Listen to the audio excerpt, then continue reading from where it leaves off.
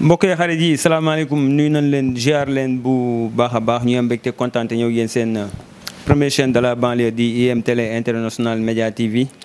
ñu am mbégte bu baax a baax ñëw yéen seen émission taxaw seetlu comme ni ngeen ko xamee rek ñuy jaajëfal bu baax a baax internautes yi nga xamante ni saa su ne ñi ngi gis seen commentaire waaye di jaajëfal bu baax a baax message yi nga xamante ni gis nañ saa su nekk yéen ñu koy envoyé di ñu encouragé émission bi nga xamante ni moom mooy taxaw seetlu mbokk yi di nuyu nag ñëpp ñi nga xamante ni waxtu wi ñu ngi ñuy bàyyi xel di nuyu di ziar waa Pikine ñëpp ak ñi nga xamante ne ñoom ñooy waa Kër Massar ak diaspora bi nga xamante ni vraiment dañuy safoo bu baax a baax émission bi nga xamante ni moom mooy taxaw seetlu. tey nag mbokk yi xarit yi comme ni ngeen ko xamee rek comme ñun si actualité la ñuy dox ndaxte gis ngeen démb li nga xamante ne moom mooy article 87 bi nga xamante ni yaa na député yi gis ngeen taxawaay bu am solo bi nga xamante ni def nañ ko ci ndaxte.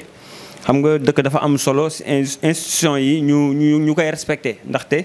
li nga xamante ne moom mooy ndeyu sartu réew mi dafay am solo ñu koy respecté waaye gis nañ actuellement nii li ñuy modifié constitution bi dafa bëri trop mu nekk loo xamante ne lu doy waar la xam naa ci kanam tuuti moom mooy nekk ci premier point bi nga xamante ni moom la ñuy fas yéene waxtaanee waaye deuxième point bi nga xamante ni moom la ñuy waxtaanee muy arrestation yi nga xamante ni gis nañ actuellement ni mu bëri trop surtout sax souvent dañuy gis ñuy arrêté ay député te duñu dindi seen immunité parlementaire ñu gis aussi tamit arrestation yi aussi tamit bëri na ci côté Pastef mu nekk loo xamante ni lu doy waar la li ñuy def rek mooy damay bàyyi rek ki nga xamante ni saa su nekk moom laa ciy àndal muy sama chroniqueur ñu koy wax El Hadj Gora Cissé nekk expert en communication li ñuy def rek mooy dama koy bàyyi mu nuyoog internautes yi su ko defee ñu dugg ci waxtaan bi El Hadj maa ngi lay nuyu. waaleykum salaam wa rahmatulah daam maa ngi lay fay maa ngi amaat mbégte ak kontaante sekk ak yow taxaw seetlu ñu war a seetantal nag comme ni nga ko waxee tey article 87 bi nga xamante ne tey moo lëmbee réew mi ak aussi tamit wax ci yenn député yi nga xamante ne dañ leen jàpp te dindiwuñu seen immunité parlementaire muy seen mbubb kiiraay bi nga xamante ni boo xasaan nekk député rek pour ñu def la yenn arrestation yi dafay xaw a jafe ak aussi comme ni nga ko wax lu ëpp tey ci cadre Pastef gis nañ ñi ngi ci kaso bi loolu tamit ñuy xool ban taxaw seetlu lañ ci war a def di jaajëfal ñëpp ñi nga xamante ne ñooy safoo International Média TV IM Télé. merci beaucoup mbokk yi xarit yi comme ni ngeen ko xamee rek saa su nekk da ngeen di gis Macky Sall ñuy pello ci li nga xamante ne moom mooy actualité waaye comme ni ma ko waxee woon rek si introduction bi premier point bi nga xamante ne tey moom la ñuy waxtaanee muy article 87 bi nga xamante ne gis nañ dañ ko waroon modifier mais finalement gis nañ député yi dañoo bañ ñu laal article boobu mu nekk loo xamante ne nag vraiment Sénégal yi bëri ñu ngi koy rafetlu si c'est damay bàyyi rek nga joxe bañ jàngat nga ci am ci article 87 bi nga xamante ne dañ ko naroon modifier finalement ñu gis député yi dañoo mujjee bañ. waaw merci pourtant sax ñetti projet de loi la mais article 87 bi moo ci ëppoon coow parce que si conseil des ministres lañ ko xalaatee ñu génnee procédure pénale bi. pour modifier ko ak aussi tamit code électoral bi li ci gën a fës mooy article 28 bi pour mën a joxaat possibilité Khalifa Sall ak Karim Wade ñu mën a bokk ci élection yi ñu jëm mais article 87 bi nag li tax mu jur coow dafa am ay président groupe parlementaire man déglu naa leen sax ku mel ni Doudou Wade bi nga xamante ni moo nekkoon PDS ñu gis ni artu woon na te boo xoolee tey article 87 bi nag ñu bëree bëri dañuy wax ni bokkoon na ci question yu ñu doon wax ci dialogue bi mais boo xoolee bi ñuy collecté nekkul loo xamante ni dañ ci déggoo moom ak troisième mandat bokkul woon ci li nga xamante ni dañ koy déggoo ak président dootul nekk chef de parti yooyu déggoowuñ ko woon ci dialogue bi moo tax ñu bëree bëri xëy na amuñu information bi mais article 87 gars yi déggoowuñu woon ci dialogue bi li ci nekk problème nag mooy suñ ko defoon tey dafay may président de la république mu mën a résoudre muy tas li nga xamante ni mooy assemblée nationale président am na sañ-sañu tas assemblée nationale mais day fekk député yi am fa 2 ans mais boo xoolee suñu législature bi député yi am guñ fa 2 ans président bu dee député yi nekk nañ fa 2 ans bu waxtaanee premier ministre am waxtaan ak ki nga xamante ni mooy président assemblée nationale mun na ko tas mais nii tey buñ ko defoon rek di nga jox sañ-sañu président benn sañ-sañ boo xamante ni député bi heure bu ko neexee mën nañ ko dàq léegi nag loolu moom moo nekkoon li nga xamante ni mooy problème bi finalement lu ëpp ci sénégalais li ñu doon wax muy député yi nekk taxawu Sénégal ak yi nekk ci yeewi askan bi ak wàllu Sénégal sax ñu mujj ko rejeté ñu bëree bëri ngi doon wax ni est-ce que ñemee nañ ko rejeté ndax buñ ko rejeté L28 bi nga xamante ni bëgg nañ ko modifier pour mu mën a jox possibilité Khalifa Sall est-ce que duñu leen coincé ci loolu mais daal mujj nañ ko modifier mais nag war nañ am vigilance même yeneen yi si des parce que tamit plénière bi dafa tijj bu tijjee tamit vote bi mën na dem 5 jours ba 6 jours lépp lu ñuy voté daal na ànd ak vigilance mu ànd ak loo xamante ni day nekk vote ak débat quoi mais bañ a jékki-jékki rek daal di voté loolu tamit mën na leen dugal tamit ci ay erreur beneen bi tamit xëy na article 87 bi moo bëri coow rek mais am na 28 bi parce que bu mayee possibilité Karim Wade ak Khalifa Sall ak beneen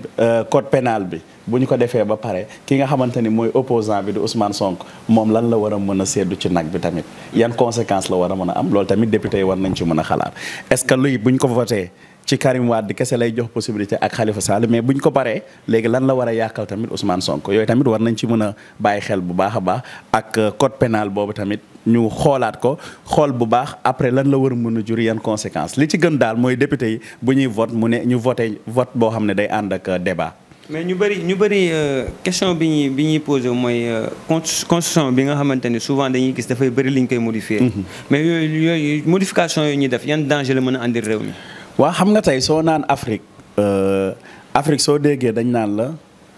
amuñu problème mu chef d'état mais problème mu institution yu forte la ñu am. léegi suñu institution yi bu ñu dëgëroon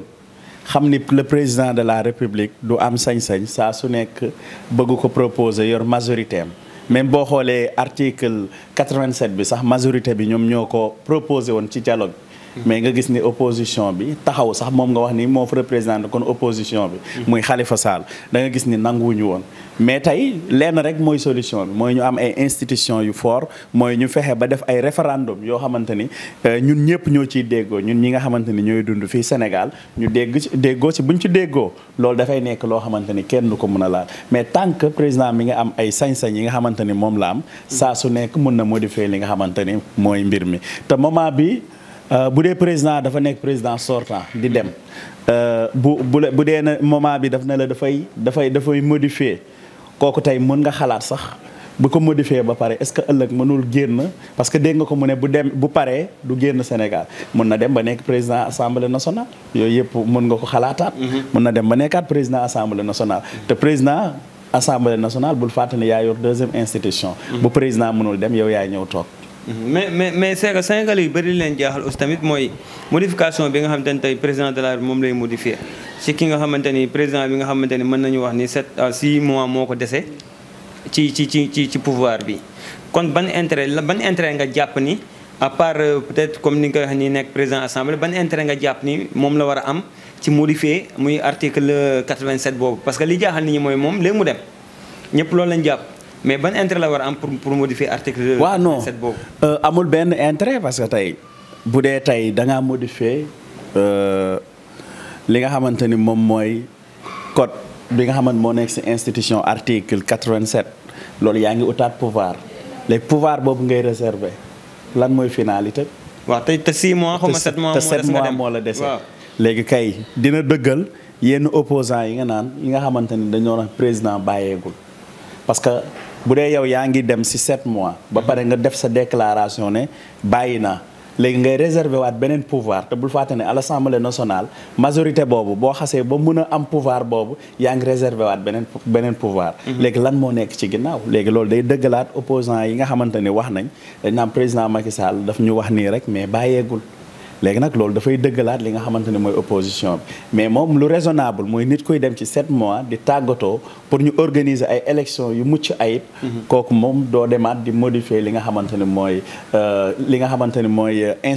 institution bi nga xamante ni moo tënk képp koo xamante ni mooy dugg ci réew mi te bu ñu waxee ni à l'Assemblée nationale pouvoir la boo xamante ni bu ko président téye rek rawatina moom moo fa am majorité da ngay gis ni dina am loo xamante ne dina ko dese ci réew mi même bu dee dem na ba nekkatul président de la République. mais actuellement ni ñi ngi wax L28 bi actuellement ni gars yi war nañ dugg plénière jeudi incha allah. yow lan nga jàpp ni est-ce que de L28 boobu nga xamante ni peut-être gars yi dañ ci war a dugg ak yi nga xamante ni moom lañ fa war a voté lan nga ci jàpp. waaw man li ma ci mën a jàpp mooy dañu ne dinañ may possibilité Karim Wade ak Khalifa Sall ñu mën a bokk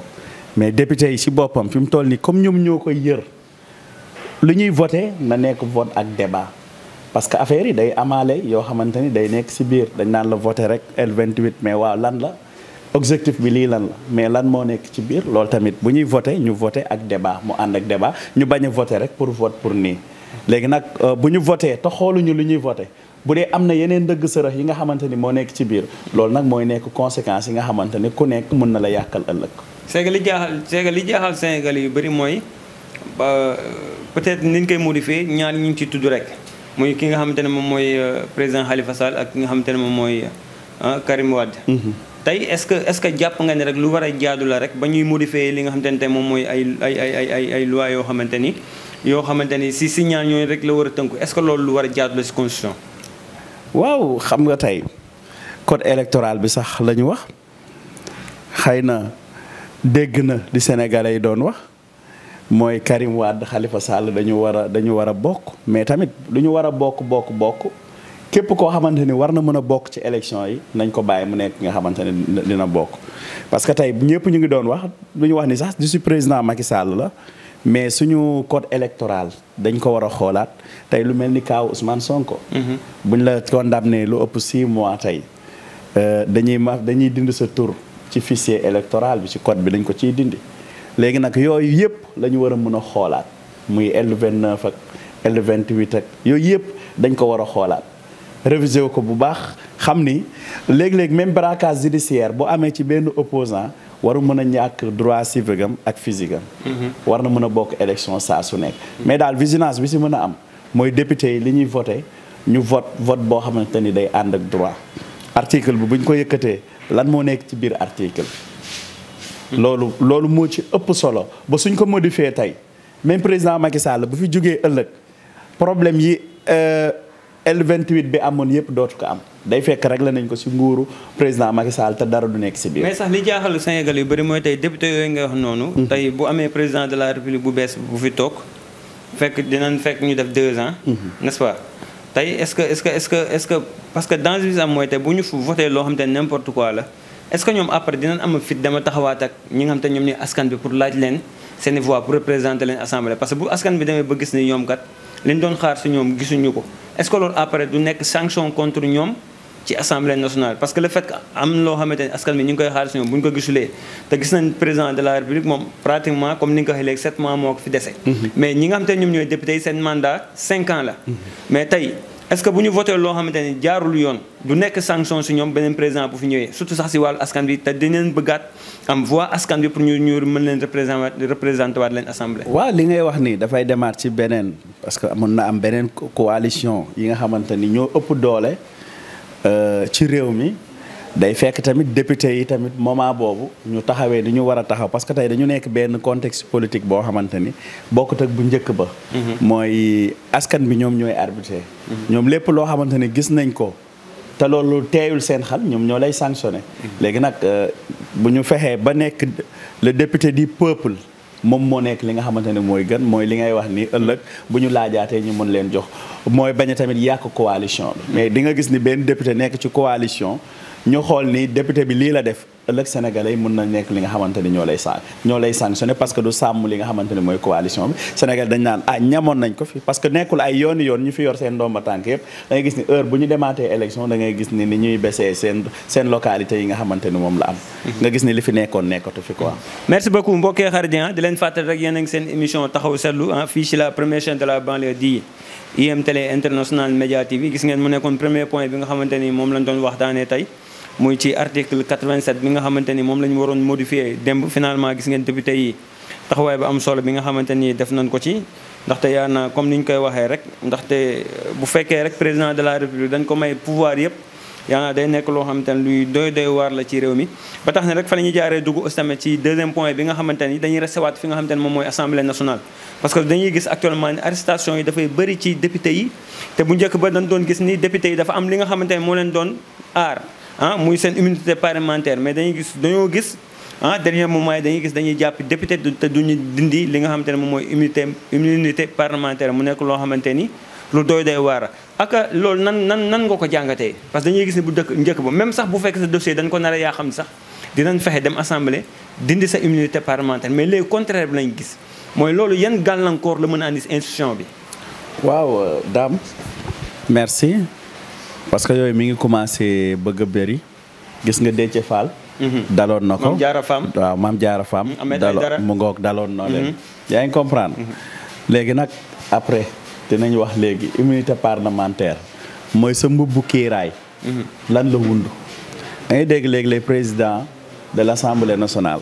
dafa naan député boo xamante ni dañ ko jàpp flagrant délit procureur am na droit ubbi si yow information judiciaire bu la dégloo ba pare mu bàyyi la nga dem. mais dañu gis tey yenn député yi buñ leen dégloo rek dañ leen di jàllale déglu nga ko ci ki nga xamante ni mooy député pire yi. tëdd nañ seen 6 mois ba génn. te dindi ñu seen immunité parlementaire te dindiwuñ ko. nga gisaat tey président groupe parlementaire Birame Souleye Diop. waaw nga gis ni tey après xanaa dinañ ñëwaat règlement intérieur bu l'Assemblée nationale la ñu war a leeralaat ndax tey même muñ la jàppee flagrant délit ndax sañ-sañ bi egg nañu jàllaleel prison. parce que bu ñu xasee wax rek député nga nekk pencum ndawum réew mi yow da nga am benn assurance bu dëgër pour ñu jot ci yow yombul. da ngay gis ni dañuy voter pour dindi sa immunité parlementaire ñu demander ko. bu ñu ko demander président assemblée nationale ñu réviser li nga xamante ni mooy règlement de l'intérieur bu assemblée nationale. ñu xool moo tax ñoom dañuy réserver ñu ne bu dee flagrant délit la bu boobaa règle bi préparé na. député bi bu dee nañ ko jàpp ñu déglu ko waaye bu ñu ko dégloo dañ koy bàyyi mu dem. léegi nag moment bii ñu toll lan moo tax député sénégalais yi ñu leen di tëj mu daal di yomb loolu nag day delluwaat ci règlement intérieur bu assemblée nationale. mais est-ce que règlement yi nga xamante ni teg nañ ko assemblée ba pare protéger ko député bi parce que tey ñu bëri jàngat biñ ci am mooy est-ce que liy xew nii est-ce que jàpp nga ne fu muy mujj dina doon fu baax. est-ce que jàppoo ne Sénégal fu li ñuy gis nii di jàpp ay député sans nga dund seen immunité parlementaire jàppoo ne Sénégal fi muy nar a mujjee ji par force fayantoo day nar a am. waaw xam nga tey mën na indi conséquence bu ne te Sénégal ñu bëri ñuy critiquer dañuy wax ci wàllu justice ci wàllu yoon. léegi nag bu ñu demee léeg-léeg ñu jëpp parce que soo xoolee dénoncé yi nga xamante ni moom la opposition bi di wax yëpp. dañuy jàpp nit ñi dañ leen a xañ seen àq ak yelleef. mais nag loolu mën na jur lu rëy a rëy muy fayantoo parce que tamit li gën a am solo ci àdduna. mooy justice bu xasee am rek mu fexe ba yamale ñëpp. ku ci nekk li nga moom ci sa àq ñu daal di la koy jox. loolu buñ ko defee di nga gis nit ñi dinañ dund boo xam ne dund bu noflaay la. mais nag bu dee am na ñoom à chaque fois dañuy xalaat lii nii tey ci opposition bi kese lay dal du dal ci keneen. bu boobaa loolu mun na indiwaat yeneen conséquences mun na tax jàmm ji ñuy xaar ak président bu fi ñëw pour liggéey ëllëg dootoo liggéey da ngay ñëw ubbi ay tribunal yoo xamante ni lenn rek ngay def uniquement pour fayantoo mu tardé li nga xamante ni mooy. parce que boo xoolee tey mën nañu wax ni. ñu bëri ci Sénégalais yi parce que soo déggee dernier moment Ousmane Sonko boo xoolee sortie mi def yëpp moom day wan ne man du ma fayu xam nga nitu jàmm la mais le fait que tey ñu gis ni lii mi ngi répété wu say nit la ñuy jël mën nañu wax ni jëm ci kaso moo xam am lu leen protéger wala amul lu leen protéger mais toujours bu ñu leen waree jàpp wala sax bu ñu leen war a jaarale si yoon boo xamante ne avant ñu leen di tëj sax ñoom seet ñu soo yëpp dañ leen di tëj. est-ce que bu yàggee aussi tamit moom laay wax ak ku fi mënti toog le fait que président dem rek est-ce que après haine boobu du andi benn haine boo xamante ne dañ naan comme ñoom dañ leen ciblé woon ba di leen di tëj est-ce que du andi benn vengeance boo xamante ni ëllëg dina nekk loo xamante ni damay wax ni Sénégal da ciy nar a perte parce que bu ñu xoolee tey immunité parlementaire. bu ko député bi xasee ba am normalement député yëpp waroon taxaw ne. kooku dañ ko war a bàyyi parce que loolu Sénégal loolu yoon la lu nga xamante ni yoon la mais dañuy gis député yi seen biir ñoom seen bopp sax gisuñu benn yoon ñoom ñu kaas bu ñu jàppee seen moroom député mu war a am na loo xamante ni da ko protéger ñoom ñu koy kaas duñu gis sax loolu assemblée mu fay am. waa daam loolu xam nga lañ war a tëggaatee mbir mi mooy naka la ñuy tànnee député naka lañ koy tànnee. mais soo xoolee député yi fi tànn yëpp coalition bi wala majorité bi da ngay nekk nitam léegi bu dee yow ñi ngay teewal ñoom ñoo la tànn mu am benn quota bu ñuy laaj nga remplir ko comme genre parrainage duñ koy defee. nga remplir ko nga jàll ñu xam ni yow sa localité ñoo la samp mais bu dee le président de la république mooy dressé benn listam toog palais xool ay nitam dugal leen. nga ñëw ci coalition yi ñooy xool seeni nit placé fu mu leen neexee léegi nga gis ni kooku est-ce que ñoom ñëpp dañuy nekk député du peuple duñu nekk député du peuple parce que ñi nga xamante ni ñoo leen fa yóbbu ñooñu la ñuy défendre à chaque fois. léegi nag loolu mooy bu ñu waree taxaw pour xeex ak benn député ku nekk day xool ay intérêt man majorité bee ma yebal damay défendre intérêt majorité non man opposition bi la damay défendre intérêt opposition bi. mais ban su dalee leen tënk la loo xamante ne war na lii luy loi bu ñu teg la nga xamante ne kenn waru ci wàcc mais normalement loolu bu taxawee député yëpp ko war a xeex parce que li mu koy boo xalaatee ni mu ko dalee sa moromu député tey xeexoo nga seetaan boo xalaatee ne ëllëg mën na la dal est-ce que du jaadu ñoom député yi loolu ñu commencé koo xeex parce que sinon ëllëg fi muy nar a mujjee est-ce que dina doon foo xamante ni fu baax la. waaw li ñu def démb moom wane ni ñoom ñëpp war a bokk intérêt. parce que ku doon gis wàllu ak tuumaal bi ñu leen doon tuumaal ku gis taxawaay taxawu ak ñi nga xamante ni ñoo yeewi askan bi te ñëpp sax tiituñu woon yeewu xamoon nañ ni yeewi day voté contre. mais nit ñi li ñu doon tiit mooy taxawaayu député yu taxawu Sénégal yu Khalifa Sall. ak yu wàllu Sénégal yu PDS. mais soo gisee ñu njëkk a dénoncé sax mooy waa PDS. ñoo ne lii bu ñu ko voté mooy ñun rendi nañ ñun député yëpp kon député amatul lu muy kii léegi nga gis ne xeex boobu ñoom ñëpp ko bokk léegi nag ci xeex yëpp la ñu war a mën a topp ànd taxaw ci pour lépp loo xamante ni njariñu député la mu nekk loo xamante ni député du peuple yëpp la loolu moom mooy mbir mi mooy comme niñ ko xeexee démb ci article 87 bi xam nga loolu taxaw nañ ko mu nekk intérêt général. léegi lépp lu ñëw même seen député bu ñu néewal doole ñoom ñooy taxaw pour xeexal ko mais li ci gënoon gaaw nag mooy ñu fexe ba nekk ay député du peuple mais ñu bañ a nekk député majorité bi wala ñu nekk ay député coalition opposition. mais xam nga lan moo jaaxal tey Sénégal yu bëri mooy ñoom député yi gis nañ ni tey article 87 bii nii tey bu ñu ko voté woon mooy ñoom ñëpp président bu xëyee bu neexee xëy suba wàccale ñoom ñëpp doo ci nekk député mais c'est très rare ngay gis assemblée nationale ñu naan la dañuy xeex parce que diwlin dafa cher. dañuy xeex parce que ceeb dafa cher dañuy xeex parce que transport dafa cher mais lu si ëpp lu ñuy gis xam nga tey démb dafa am loo xamante ne benn jàngat boo xamante ne mën naa jàpp ne Sénégalais yu bëri jàng nañ ko si député yi. mooy bi président Macky Sall jógee ne kat seeni mandat dama koy rocc. ñoom dañoo taxaw ne loolu du am. mais pourquoi duñu gis xeex pour xeex askan mooy buñ nee ceeb dafa cher. ñoom ñu taxaw assemblée xeex ko pour ceeb boobu ni mu chéré noonu ñu wàññi ko par force parce que am nañ pouvoir boobu. mais loolu duñ koy gis mais lu si ëpp li ñuy gis mooy problème politique la ñuy gën a dégg assemblée que li nga xam te ne moom mooy social li nga xam te ne nit ñi moom lañ soxla. waa daam pourtant sax am na député yi kaas loolu mais dafa rare. yoo xam nga Sénégal tey pour nga yuuxu ñu dégg la foog nga saaga. wala foog nga def lu ñaaw ñu mën laa dégg. loolu nag mooy tax mais am na député tey ku mel ni Guy Marius Sagna da nga koy gis dafay kaas lu bëree bëri ci wàllu sécurité. ci wàllu injustice. ci wàllu dund gi ci wàllu bay gi. da nga koy gis tey gis nga Ousmane Sonko. bokkoon na sax li tax gars yi luñ ko daan gën a sonalee nga daan gis ba mu nekk à l'Assemblée nationale da daan kaas. di teg yoo xamante ni di def ay débat loolu bokkoon na sax li tax ñu gën ko ràññeeku. mais nag réew mi mooy dundee noonu réew mi dafa mel ni nit ñi débat politique ak débat xeex. xëccoo la ñuy gën a déglu mais ki nga xamante ni mooy indi ay idée di xalaat. kooku dina jafe pour ñu dégg la. léegi nag réew mi moom mooy dundee noonu mais nag bu doon li ma waxoon laay waxaat bu dee ay député du peuple lañ li ngay wax ni yow jafe-jafe peuple bi la. mooy ceeb bu seer diwlin bu seer baykat yi courant ndox jiwu baykat yi jeunesse bi affaire immigration bi. loolu mooy ay question yoo xamante ni mën nañ ko poser foofu. si plénière yi gars yi ak jafe-jafe yi nga xamante ne am na ci localité loolu moom mooy rôle député mais li ko yàq nag mooy bu dee président ngay défendre ñële tamit di défendre opposition bi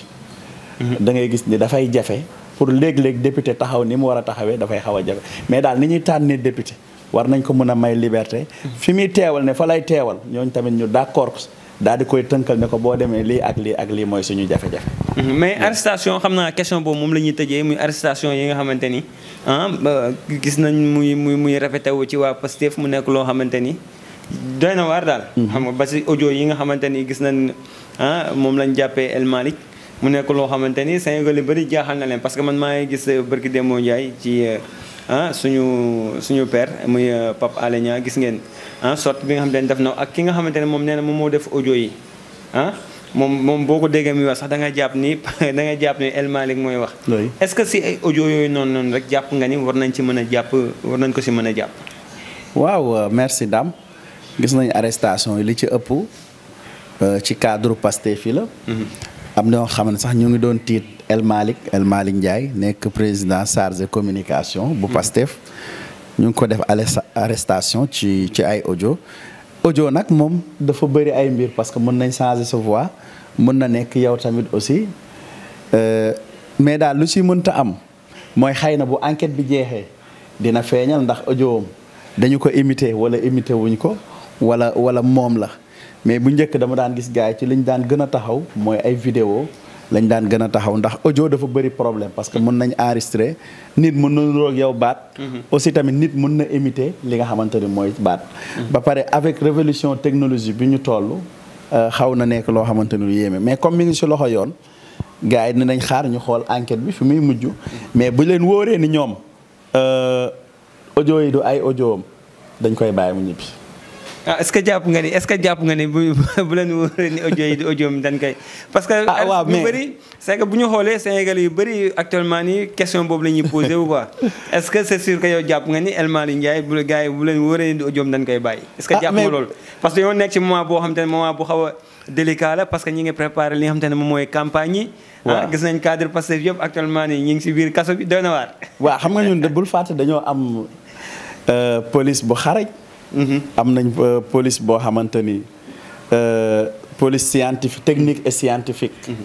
dañu ak DSP yi ngay dégg dañu xarañ. bu ñu xoolee ni gis ni waa ji lii du ay audio du voix am dañ koy bàyyi. mu nga dëgg la nag dina xaw a jafe nag tey ku ñu jàpp ci Pastef ñu ne dina génn parce que ay ñoom Bassirou Diomaye Faye ak gars yi ñoom ñëpp après fu ñu mujj. liberté yu ñu ñaan yëpp dañ leen ko rejeté quoi. kon danga naan dafay mel ni comme li Ousmane Sonko doon wax ni dañoo singli waa Pastef bu ñu jàppee tey El Malick di nga xaw a tiit mais daal li ma gëm comme dañuy enquête ñu ngi si loxo yoon. bu ñu gisee ni audio mi du ay audio am dañ ko imité wala waa ji dafa nuroog moom baat mën nañ ko bàyyi mu ñibbi këram. merci beaucoup kon mbokk yi xarit yi gis ngeen tey li na leen anduloon seen émission taxaw seetlu macha allah. gis ngeen bokk na ci li ñu doon waxtaanee muy article 87 bi nga xamante ni. de moom lañ doon voté assemblée muy nekk loo xamante ni yaa naa Sénégalais yëpp kontaan nañ ci mais deuxième point bi nga xamante ni doon nañ ko waxtaanee aussi tamit mooy arrestation yi nga xamante ni gis nañ ñu koy def député yi te duñ dindi seen immunité parlementaire mu nekk loo xamante ni lu doy waar la damay bàyyi rek ki nga xamante ne moom mooy si mu joxee mot de la fin. waaw merci Dame jërëjëf amoon nañ mbégte ak kontaante nekk ak yow ci taxaw seetlu di wax ni. nañu gën a bàyyi xel daal parce que contexte politique tamit bu mu yàq lenn li nga xamante ni réew mi moom la ñëpp bokk quoi di la jaajëfal la lil salaam mi nekkoon ci technique bi ak sama doom bi Carla Maguette ak Véro di la jaajëfal yow tamit jërëjëf mbokk yi xarit yi mu nekkoon seen émission taxaw seetlu gis ngeen saa su nekk dama ci ànd ak ki nga xamante ne moom mooy El Hadj Gora Cissé di jaajëfal li salaam mi nekkoon ci cadrage di jaajëfal équipe IM Télé bi yëpp dig daje beneen yoon incha allah ak seen beneen émission taxaw seetlu